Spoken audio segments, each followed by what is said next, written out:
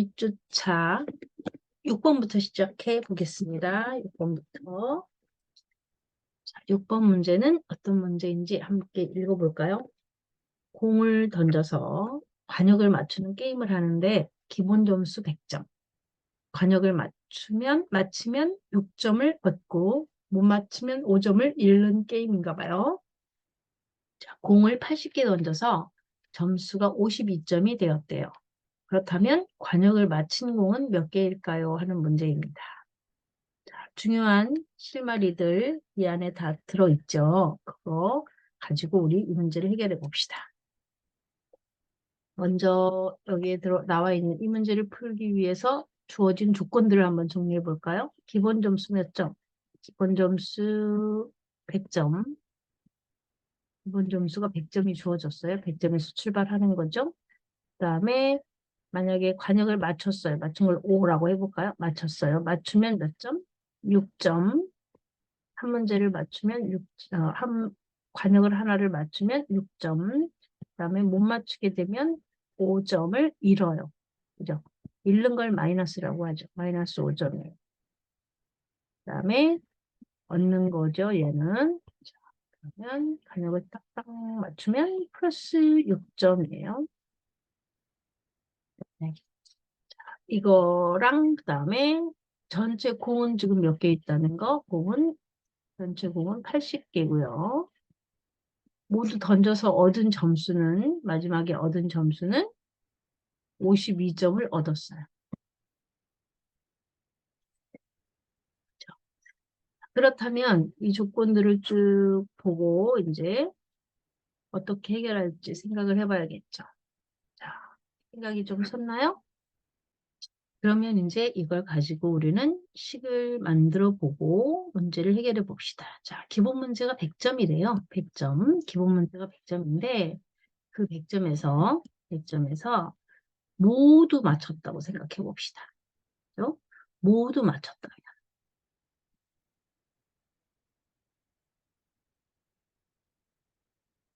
모두 맞췄다면 점수는 어떻게 되겠어요? 100점 기본 점수에 6 곱하기 80점을 획득을 했겠죠. 6, 8에 48, 480점에 100점까지 해서 580점이 됐을 거거든요. 그런데 실제로 얻은 점수는 몇 점이래요? 52점이래요. 그러면 이 차이, 모두 맞췄을 때 얻은 이 점수하고 실제 점수의 차이, 92점. 이 차이는 뭘 얘기하는 걸까요? 이거는 모두 맞춘 게 아니라 못 맞춘 게 있다라는 거죠. 못 맞춘 게 지금 점수 차이로 나타난 거죠. 그러면 그게 바로 어떻게 되냐면 480에 100을 더해서 580 빼기 52가 되는 건데 그래서 계산을 해봤더니 528 이만큼 차이가 나요. 그러니까 모두 맞췄을 때 하고 실제로 점수를 얻은 거하고는 528점 차이가 난단 말이죠. 그러면 우리가 어떻게 관역을 못 맞춘 공의 개수를 찾을 수 있느냐면 이 528점을 이용하는 거죠. 528점은 어떻게 생긴 거예요? 관역을 못 맞춘 공이 있다는 거야. 그러면 그 공은 관역을 못 맞췄을 때 6점을 못 얻어요. 그리고 또 5점을 잃어. 그러면 6점을 못 얻고 획득하지 못했고 5점을 잃으니까 결국에 11점이 사라지는 거거든요. 그렇죠? 그래서 나누기 뭐 하는 거예요? 11점 이렇게 해서 못 맞춘 그 공이 몇 개인지를 알아낼 수가 있는 거죠. 그럼 몇 개?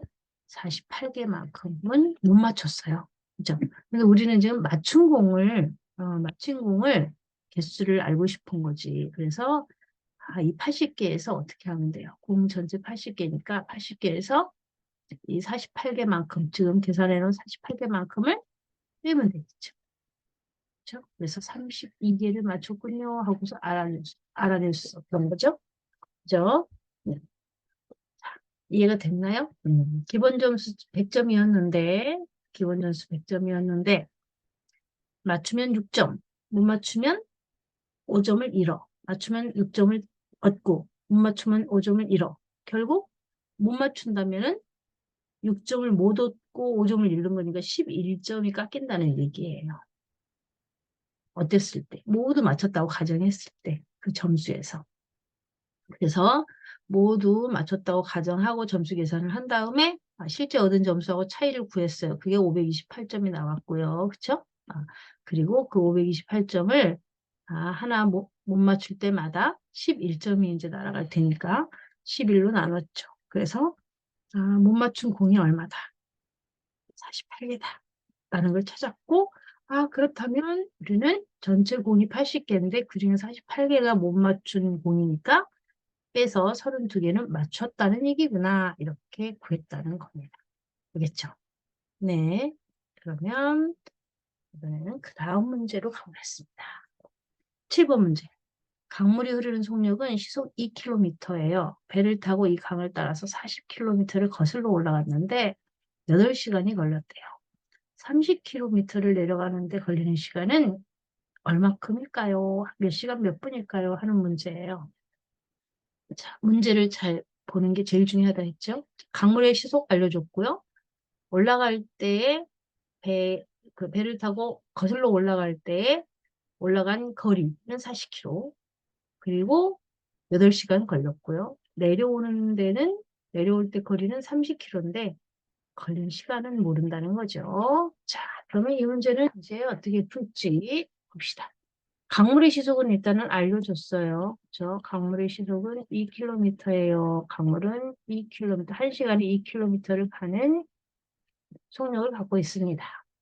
그런데 배의 시속은 알아요? 배의 시속은 몰라요. 그렇죠? 배의 시속을 몰라서 xkm라고 낼게요. 배의 시속은 우리가 구해야 해. 모르니까. 그렇죠? 이걸 알아야만 하니까.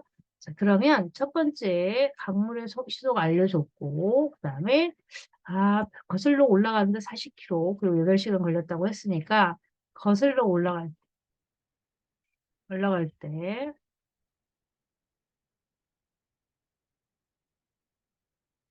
1시간에 간 거리, 1시간 동안 간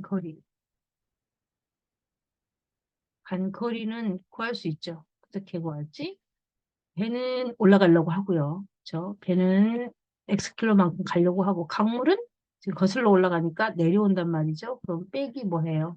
이 강물의 시속만큼을 빼줘야 되죠. 거슬러 올라갈 때 40km를 거슬러 올라갔는데 8시간 걸렸다고 했으니까 1시간에 얼마큼씩 갔겠어요? 5km만큼 갔겠죠. 네.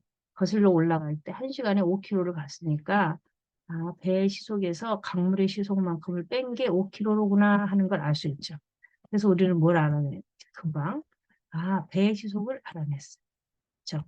배는 1시간에 7km를 가는 배인 거죠. 그렇죠? 네.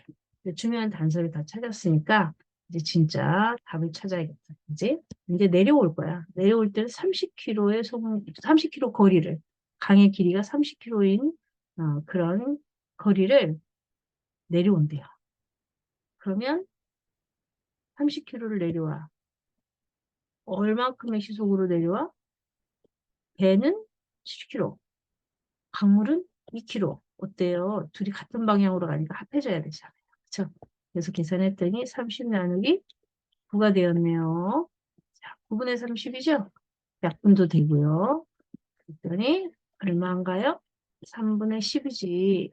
얘는 3과 3분의 1 시간 걸렸어요. 라고 할 수 있죠. 네.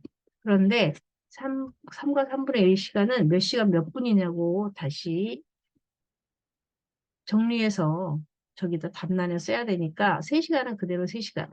3분의 1 시간을 분으로 고쳐야겠죠? 그러면 3시간 놓고요. 3분의 1 시간을 분으로 고치려면 3분의 1에다가 60을 곱해야겠지. 1시간은 60분이니까. 약분해볼까요? 그러면 20분이네요. 그쵸? 1시간에 3분의 1은 20분 맞죠? 네. 그래서 우리는 이제 답을 찾았네요. 그쵸? 3시간 20분 걸려서 내려왔습니다. 이렇게. 있죠? 네. 이렇게 문제를 풀어보았습니다. 그 다음에 8번 문제 볼까요? 이제 8번 문제 1에서 50까지 자연수 중에서 2의 배수, 7의 배수를 골라서 2, 4, 6, 7, 49, 50과 같이 쭉 늘어놓는데요. 그리고 50이 몇 번째로 오는 수인지, 몇째 번에 오는 수인지를 찾아보래요. 아, 50이 몇 번째 순서의 수인지 찾아보라고 합니다.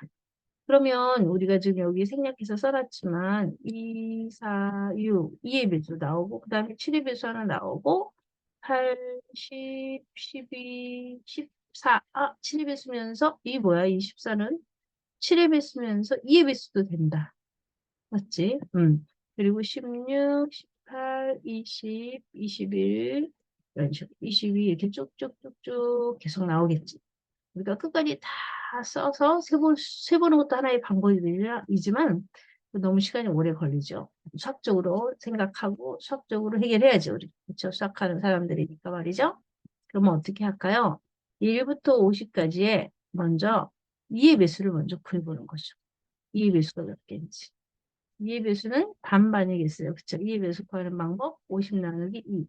반은 짝수, 반은 홀수잖아요. 그래서 25개 나왔습니다. 2의 배수. 그 다음에 7의 배수. 7의 배수는 몇 개지? 50 나누기 7을 해보면 금방 알지. 7, 7에 49, 7개 나와요. 그죠? 나머지가 1이 남지만 나머지는 지금 여기서 신경 쓰지 않아도 되겠죠. 네. 그 다음에 7의 배수 아까 14처럼 7의 배수도 되고 2의 배수도 되는 공배수가 있단 말이에요.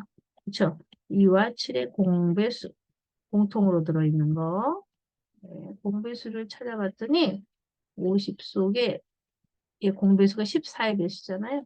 14로 나눴더니 3개죠. 3개. 3, 4, 12, 3, 3에서 8.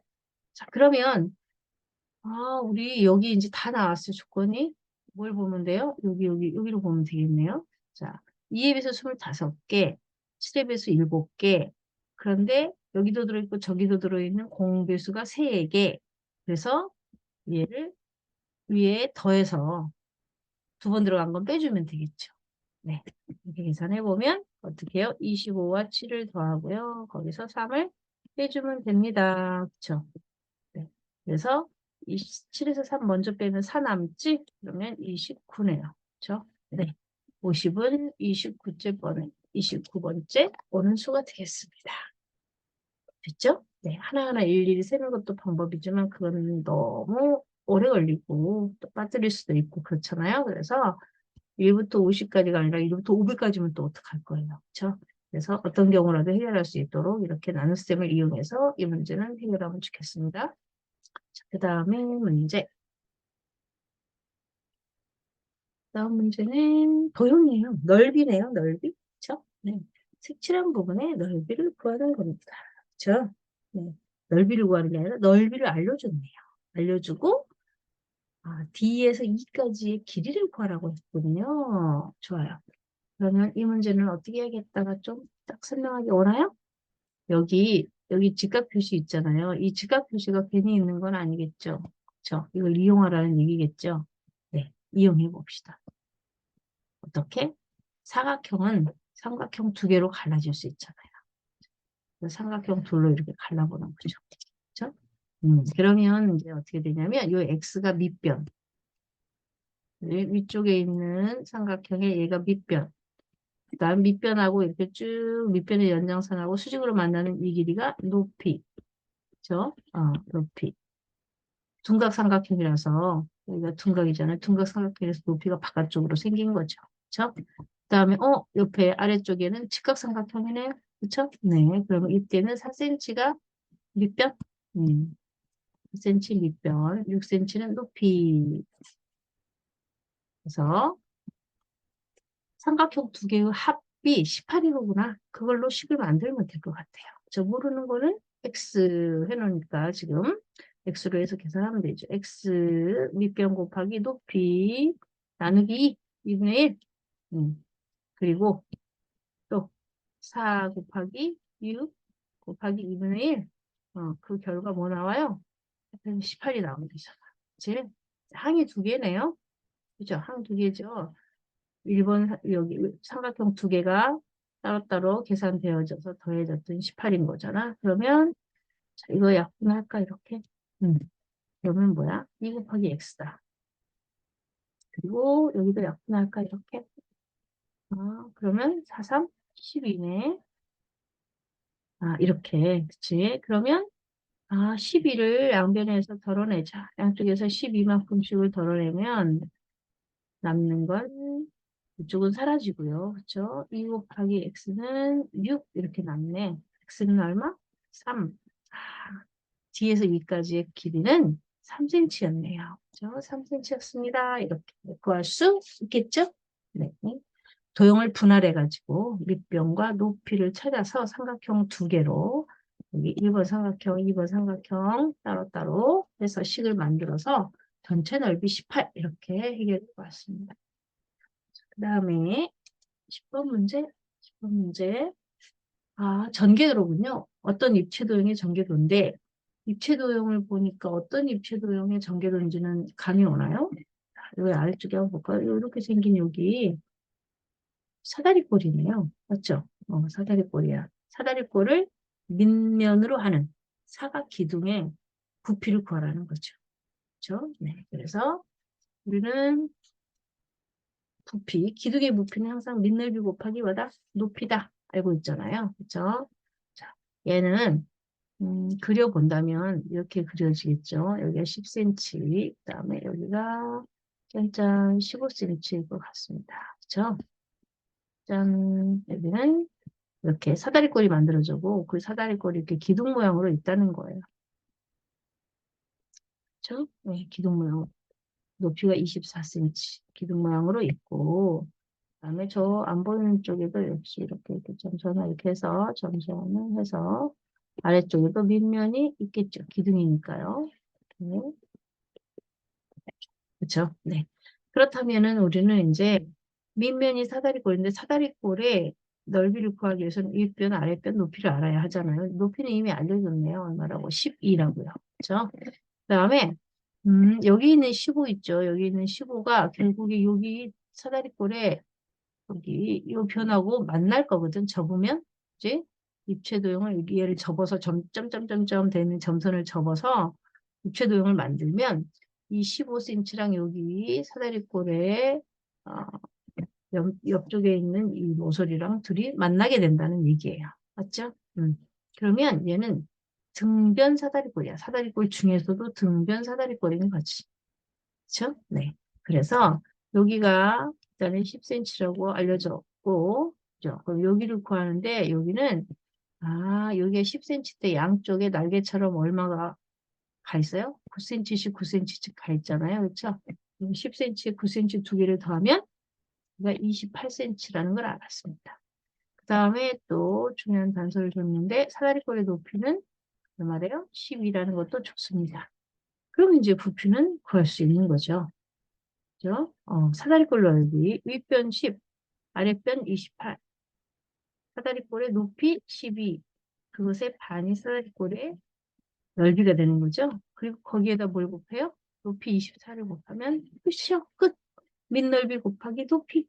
됐죠? 네. 그러면 이제 계산만 잘 하면 되겠습니다. 그죠? 계산은 어떻게 잘하지?